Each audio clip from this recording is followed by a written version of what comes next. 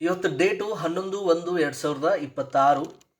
ಇವತ್ತು KE ನಾನ್ HK FD exam ಆಯಿತು. ಈ ಕ್ವಶನ್ ಪೇಪರ್ ನೋಡಿದಾಗ ಬಹಳಷ್ಟು ಪ್ರಶ್ನೆಗಳು ಅರೈಸ್ ಆಗುತ್ತೆ. ಈ ಪ್ರಶ್ನೆ ಪತ್ರಿಕೆಗೆ ಸಂಬಂಧಪಟ್ಟಾಗ ನಾವು ಏನೆಲ್ಲ ತಿಳ್ಕೊಬೇಕು ಅನ್ನೋದು ಭಾಳ ಇಂಪಾರ್ಟೆಂಟ್ ಆಗುತ್ತೆ.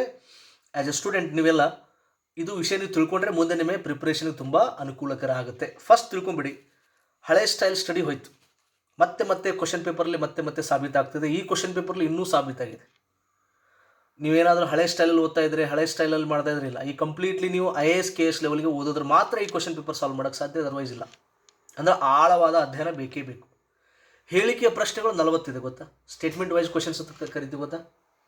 ಅವನೇನು ಕೊಟ್ಟಿರ್ತಾನೆ, A ಒಂದು ಸ್ಟೇಟ್ಮೆಂಟ್ ಒಂದು ವಾಕ್ಯ ಕೊಟ್ಟಿರ್ತಾನೆ, B ಒಂದು ಕೊಟ್ಟಿರ್ತಾನೆ, C ಒಂದು ಕೊಟ್ಟಿರ್ತಾನೆ, ಅಥವಾ A B ಅಷ್ಟೇ ಕೊಟ್ಟಿರ್ತಾನೆ. ಕೆಳಗೆ ಆಪ್ಷನ್ 1 A ಮತ್ತು B ಸರಿ, ABC ಸರಿ, A ತಪ್ಪು, B ತಪ್ಪು, ಈ ಥರ ನೋಡಿರಲ್ಲ ಕ್ವಶನ್. ಅವಕ್ಕೆ ನಾವು ಹೇಳಿಕೆಯ ಪ್ರಶ್ನೆಗಳು ಸ್ಟೇಟ್ಮೆಂಟ್ ವೈಸ್ ಕ್ವಶನ್ಸ್ ಅಂತ ಕರಿತೀವಿ. 40 ಇದೆ, 40. ನನಗನ್ನಿಸ್ತಿದ್ದು ಒಂದು ಕ್ಷಣಕ್ಕೆ ಇದು KS IAS ಕ್ವಶನ್ ಪೇಪರ್ ಅನಿಸ್ತು. ಏನೂ ವ್ಯತ್ಯಾಸ ಇಲ್ಲ. FD ಕ್ವಶನ್ ಪೇಪರ್ ಹೆಂಗಿದೆ ಅಂದರೆ same to same IAS KS exam ಬರೋದ್ರೆ ಗೊತ್ತಿರುತ್ತೆ. Same to same, there is no difference at all. ಹೊಂದಿಸಿ ಬರೆಯಿರಿ 12 ಪ್ರಶ್ನೆಗಳಿದೆ.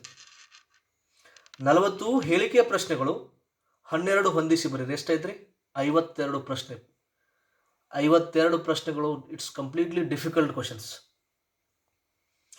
ಎಲ್ಲ ಸಬ್ಜೆಕ್ಟ್ಸಲ್ಲೂ ಅವರು ಇಂಪಾರ್ಟೆನ್ಸ್ ಕೊಟ್ಟಿದ್ದಾರೆ. ಸಿಲೆಬಸ್ ಏನಿದೆಯಲ್ಲ ಆ ಸಿಲೆಬಸ್ಗೆ ತಕ್ಕಂಗೆ ಸಿಲೆಬಸ್ಸಲ್ಲಿ ಏನಿದೆಯೋ ಅದೇ ಕ್ವಶನ್ಸ್ ಕೊಡ್ತಾ ಹೋಗಿದ್ದಾರೆ. ಕೆಲವು ಸಬ್ಜೆಕ್ಟ್ಗೆ ಹೆಚ್ಚಿಗೆ ಕೊಡ್ತಾರೆ, ಕೆಲವೊಂದು ಕಮ್ಮಿ ಕೊಟ್ಟಿದ್ದಾರೆ. ಆ ಪ್ರಶ್ನೆ ಬೇರೆ.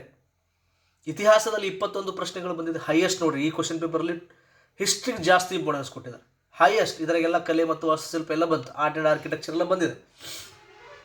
ಆರ್ಟ್ ಆ್ಯಂಡ್ ಆರ್ಕಿಟೆಕ್ಚರ್ಗೂ ಭಾಳ ಇಂಪಾರ್ಟೆನ್ಸ್ ಕೊಡ್ತಾ ಇದ್ದಾರೆ ನೋಡಿ ಕ್ವಶನ್ ಪೇಪರ್. ಈ ಕತೆ ಯಾರು ಬರೆದ್ರು, ಈ ಕವನ ಯಾರಿಗೆ ಸಂಬಂಧಪಟ್ಟಿದೆ, ಅಥವಾ ಈ ಒಂದು ಆರ್ಕಿಟೆಕ್ಚರ್, ಈ ಒಂದು ಕಲೆ ಮತ್ತು ವಾಸ್ತುಶಿಲ್ಪ ಯಾವ ಕಾಲದ್ದು, ಯಾರಿಗೆ ಸಂಬಂಧಪಟ್ಟಿದೆ ಅಂಥ ಕ್ವಶನ್ಗಳಿರುತ್ತೆ. ನೆಕ್ಸ್ಟ್ ಭೂಗೋಳಶಾಸ್ತ್ರದ 11 ಪ್ರಶ್ನೆಗಳಿದೆ.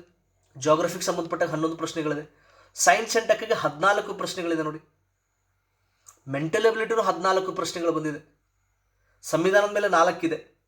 ಪರಿಸರ ಅಧ್ಯಯನದ ಮೇಲೆ 4 ಪ್ರಶ್ನೆಗಳಿದೆ. ಇಂಡಿಯನ್ ಎಕಾನಮಿ, ಭಾರತದ ಅರ್ಥವ್ಯವಸ್ಥೆ ಮತ್ತು ಕರ್ನಾಟಕದ ಅರ್ಥವ್ಯವಸ್ಥೆ 6 ಪ್ರಶ್ನೆಗಳಿದೆ. ಆಮೇಲೆ GK ಸ್ಟ್ಯಾಟಿಕ್, GK ಅಂದರೆ ಸಾಮಾನ್ಯ ಜ್ಞಾನ ಅಂತ ಕರಿತೀವಿ, 10 ಪ್ರಶ್ನೆಗಳು. ಕರೆಂಟ್ ಅಫೇರ್ಸ್ 11 ಪ್ರಶ್ನೆಗಳು. ಆಮೇಲೆ ಪಂಚಾಯತ್ ರಾಜ್, ಸಹಕಾರ ಸಂಘಗಳು, ಭೂ ಸುಧಾರಣೆ, ಗ್ರಾಮೀಣಾಭಿವೃದ್ಧಿ, ಇದಕ್ಕೆ ಸಂಬಂಧಪಟ್ಟ 5 ಪ್ರಶ್ನೆಗಳು ಬಂದಿದೆ. So total 100 questions. ಎಲ್ಲ ಸಿಲೆಬಸ್ಸಲ್ಲಿ ಏನಿದೆ ಎಲ್ಲದಕ್ಕೂ ಇಂಪಾರ್ಟೆನ್ಸ್ ಕೊಟ್ಟಿದ್ದಾರೆ. ಬಟ್ ಒಂದೊಂದು ಸಲ ಒಂದೊಂದು ಸಬ್ಜೆಕ್ಟ್ಗೆ ಹೆಚ್ಚಿಗೆ ಕೊಡ್ತಾರೆ. ಬಟ್ ಇತ್ತೀಚೆಗೆ ಟ್ರೆಂಡ್ ನೋಡಿದ್ರೆ ಮೆಂಟಲ್ ಎಬಿಲಿಟಿ, ಕರೆಂಟ್ ಅಫೇರ್ಸ್, ಇತಿಹಾಸ, ಸೈನ್ಸ್ ಆ್ಯಂಡ್ ಟೆಕ್ನಾಲಜಿ ತುಂಬ ಟಾಪಲ್ಲಿದ್ದಾವೆ. ಹಿಂದೆ ಪ್ರಶ್ನೆ ಪತ್ರಿಕೆಗಳು ನೋಡಿ, ಈಗ ನೋಡಿ. ಹಾಗಂತೇಳಿ ಇವಿಷ್ಟೇ ಮಾಡ್ಬೇಕಂತಲ್ಲ ನಾನು ಹೇಳೋದು. ಇವಿಷ್ಟೇ ಅಧ್ಯಯನ ಮಾಡಬೇಕು, ಬೇರೆದಲ್ಲ. ಬೇರೆದೆಲ್ಲನೂ ಮಾಡಬೇಕು. ಸಿಲೆಬಸ್ಸಲ್ಲಿ ಏನಿದೆ ಎಲ್ಲವನ್ನೂ ಅಧ್ಯಯನ ಮಾಡಬೇಕು.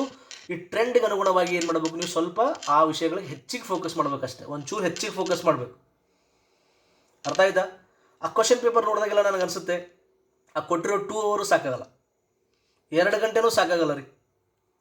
ಇವತ್ತು ನೀವು ಯಾರಾದರೂ ಎಕ್ಸಾಮ್ ಬರೆದಿದ್ರೆ 100ಕ್ಕೆ 100 ಅಟೆಂಡ್ ಮಾಡಿ ಬಂದರೆ ನೀವು ಗ್ಯಾರಂಟಿ ಎಕ್ಸಾಮ್ನ ನೀವು ಭಾಳಷ್ಟು ಬಂದಮೇಲೆ ಅಪ್ಸೆಟ್ ಆಗಿರ್ತಾರೆ. ಕೀ ಆನ್ಸರ್ ನೋಡಿ ಸರಿಯಾಗಿರಲಿ. ಅದು 100ಕ್ಕೆ 100 ಟಚ್ ಮಾಡೋಂಥ ಕ್ವಶನ್ ಪೇಪರ್ ಅಲ್ವೇ ಅಲ್ಲ, ನಾನು ಗ್ಯಾರಂಟಿ ಕೊಡ್ತೀನಿ ನಿಮ್ಗೆ. ಆ ಕ್ವಶನ್ ಪೇಪರ್ ತೆಗೆದವ್ರಿಗೆ ಮುಂದೊಂದು 15 ದಿನ ಬಿಟ್ಟು ಕೊಡಿರಿ ಆ ಕ್ವಶನ್ ಪೇಪರ್, ಅವ್ರಿಗೆ 100ಕ್ಕೆ 100 ಹಾಕೋಕ್ಕಾಗಲ್ಲ. 15 ದಿನದಾಗ ಅವ್ರಿಗೆ ಮರ್ತು ಹೋಗಿರ್ತೈತಿ. ಸೊ ಈ ಕ್ವಶನ್ ಪೇಪರ್ ನೋಡಿದಾಗ ನಿಮ್ಮ ಟಾರ್ಗೆಟ್ ಹೆಂಗಿರ್ಬೇಕಂದ್ರೆ 70 to 80 ಅಷ್ಟೇ.